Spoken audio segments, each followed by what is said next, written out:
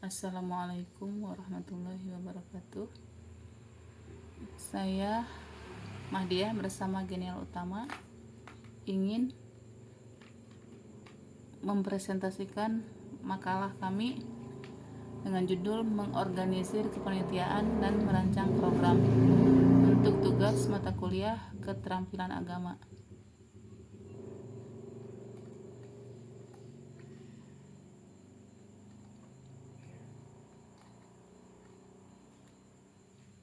Pembahasan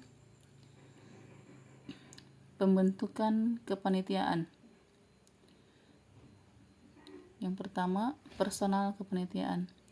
Dalam menyusun kepanitiaan diperlukan individu atau personal yang nantinya sangat menentukan dari lancarnya sebuah kegiatan. Penetapan personal kepanitiaan dilakukan dengan memperhatikan susunan kepanitiaan, diprioritaskan menggunakan pola rekrutmen intern yang sesuai dengan hierarki, struktur, dan pembidangan dalam tata organisasi. Pola rekrutmen kepanitiaan dilakukan atas pertimbangan-pertimbangan. Tugas personal panitia adalah merupakan suatu kesatuan yang bulat, yang tidak dapat dipisahkan, tetapi dapat dibedakan. Oleh sebab itu, setiap anggota panitia dalam melaksanakan tugasnya wajib memelihara dan mengadakan konsultasi dan kerjasama yang erat dan serasi secara terus-menerus antara anggota-anggota panitia lainnya. Yang kedua, susunan kepanitiaan. Dalam pelaksanaannya ada berbagai macam susunan kepanitiaan, tapi secara umum susunan kepanitiaan yang sering digunakan yaitu terdiri dari A. Ketua panitia, B. Wakil ketua, C. Sekretaris, D. Wakil sekretaris, E. Bendahara, F. Wakil bendahara, G. Bidang-bidang.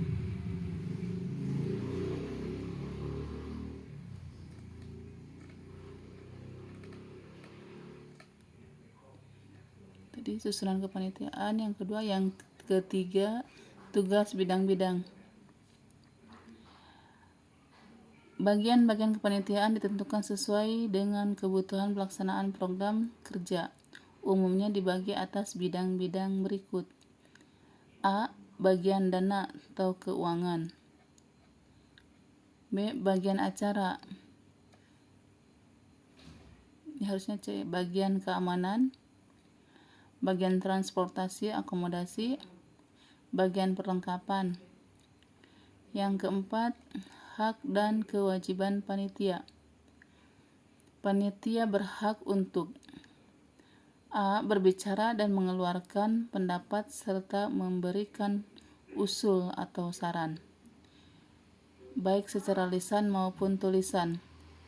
B. Menggunakan fasilitas kepanitiaan sesuai prosedur yang berlaku.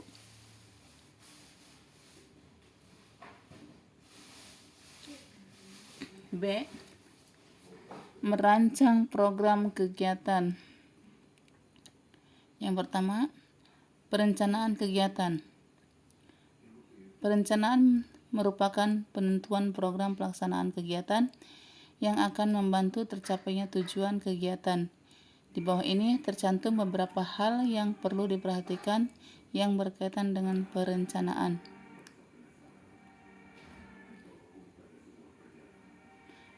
Pertama, pelaksanaan kegiatan tergantung pada baik buruknya perencanaan. Perencanaan harus diarahkan pada tercapainya tujuan. Perencanaan harus didasarkan atas kenyataan-kenyataan objektif dan rasional untuk mewujudkan adanya kerjasama yang efektif. D. Perencanaan harus mengandung atau dapat memproyeksikan kejadian-kejadian pada masa yang akan datang. E. Perencanaan harus bisa memikirkan secara matang, jelas, detail, dan terarah mengenai kebijaksanaan, metode, prosedur, dan standar hasil kerja untuk mencapai tujuan yang telah ditetapkan. F. Perencanaan harus memberikan pedoman dasar kerja dan latar belakang bagi fungsi-fungsi manajemennya, yaitu pelaksanaan pengawasan dan pengendalian penyelesaian akhir kegiatan dan evaluasi. Perencanaan kegiatan meliputi pembuatan proposal. Pembuatan proposal dilakukan dengan berpedoman pada tata cara penyusunan proposal kegiatan. Proposal kegiatan diusulkan oleh penggagas melalui ketua yang dibidangi kegiatan tersebut. B. Pembuatan petunjuk pelaksanaan kegiatan. Petunjuk pelaksanaan ini merupakan penjelasan dan penjabaran bentuk teknis dari konsep umum yang termuat dalam proposal. Di dalamnya berisikan hal-hal yang berkenaan dengan teknisi pelaksanaan sebagai pedoman dan dasar pelaksanaan bagi panitia pelaksana.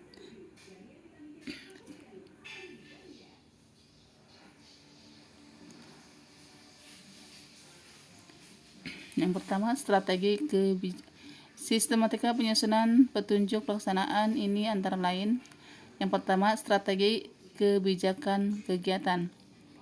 Berisikan strategi kebijakan organisasi yang ditetapkan dalam upaya keberhasilan pencapaian tujuan kegiatan yang harus dilaksanakan oleh panitia pelaksana. Bentuk dan metode kegiatan. Menjelaskan metode dan bentuk teknis kegiatan yang direncanakan. Format dari metode kegiatan ini tergantung pada ciri dan karakteristik kegiatan. Yang penting, penjelasan yang dibuat diupayakan seteknis mungkin dan mendetail. Misalnya metode kegiatan ceramah.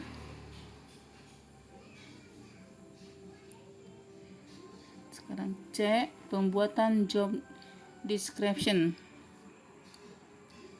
Pemimpin yang tidak melakukan fungsi pengorganisasian, fungsi pembagian kerja, dan proses kepemimpinannya bukanlah seorang pemimpin yang baik, dan proses manajemen di dalamnya bisa dikatakan tidak berfungsi. Pengorganisasian ini dibutuhkan agar pembagian kerja atau tugas dapat dilakukan dan spesies keahlian, keterampilan dapat dimanfaatkan semaksimal mungkin.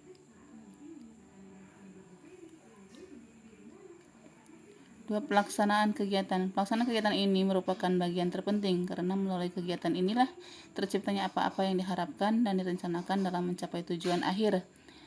Demi keberhasilan pelaksanaan kegiatan ini, seluruh panitia diwajibkan menguasai dan memahami semua aspek perencanaan yang berkaitan dengan tugas dan wewenangnya.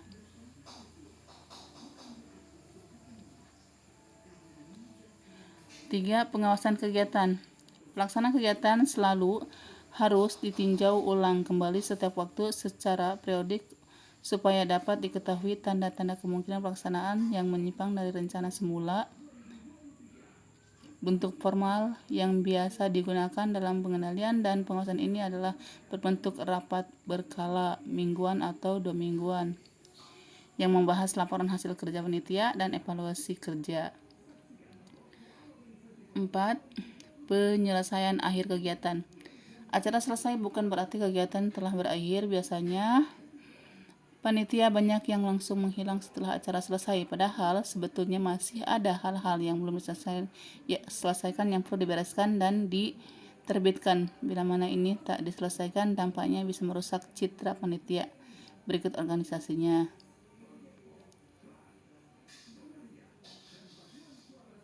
5. Evaluasi kegiatan. Baik tidaknya suatu evaluasi sangat tergantung dari rencananya itu sendiri. Suatu rencana baik apabila di dalam rencana tersebut memuat unsur-unsur evaluasi yang indikator dari tingkat sasaran atau hasil dan tujuan serta standar hasil kerja seseorang. 6. Penyusunan laporan. Laporan kegiatan disusun oleh panitia sebagai salah satu kewajiban kepanitiaan yang harus dibuat selambat-lambatnya 15 hari setelah pelaksanaan kegiatan. Kesimpulan. Kepanitiaan sangat erat sekali dengan kegiatan atau acara. Ada banyak kegiatan yang dilakukan masyarakat kita, baik itu kegiatan agama yang berpusat di masjid atau musola, kepemudaan, dan di lingkungan pemerintah, dunia pendidikan, bahkan suatu acara pernikahan pun sangat membutuhkan adanya suatu kepanitiaan. Kepanitiaan ini perlu diatur atau diorganisir sehingga jalannya acara secara keseluruhan bisa dipantau dan diarahkan, dan bisa meminimalisir permasalahan yang timbul akibat salah komunikasi antar personal panitia. Kecakapan personal dari panitia sangatlah berpengaruh dalam kinerja kepanitiaan. Tapi yang paling terpenting dari suatu kepanitiaan, acara atau kegiatan adalah kekompakan dan kerjasama antar personal panitia. Karena hal inilah yang menjadi kunci keberhasilan sebuah kegiatan atau acara. Selain itu, perlunya setiap personal panitia memahami tugas dan tanggung jawabnya sesuai jabatan dan bidangnya di kepanitiaan tersebut. Akhir kata, semoga makalah ini bisa bermanfaat bagi kita semua dan bisa menjadi acuan dan referensi bagi kita semua, terutama yang sedang belajar berorganisasi atau menjadi kepanitiaan di lingkungan manapun. Wassalamualaikum warahmatullahi wabarakatuh.